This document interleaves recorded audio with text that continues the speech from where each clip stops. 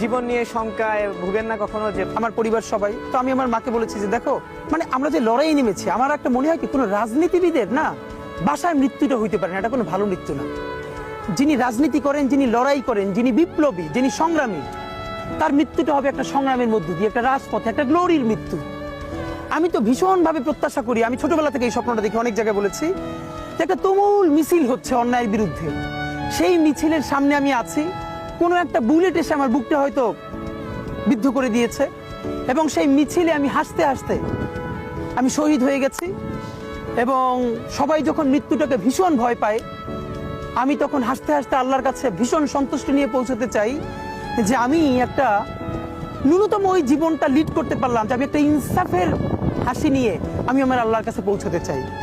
সুতরাং আগামী 50 বছর বাঁচলাম, কোনো ইম্প্যাক্ট তৈরি হলো না আমার দিয়ে, দেশের জন্য, রাষ্ট্রের জন্য, উম্মার জন্য, জাতির জন্য।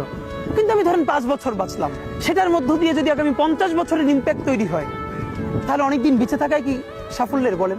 শহীদ প্রেসিডেন্ট জিয়াউর রহমান কয়টা দিন বেঁচেছেন, কিন্তু ভাবেন আজকে পর্যন্ত উনি আমার অনুপ্রেরণা। হাঁটতে হাঁটতে আমার পা ফুলে যা, এই যে একা একা চলাফেরা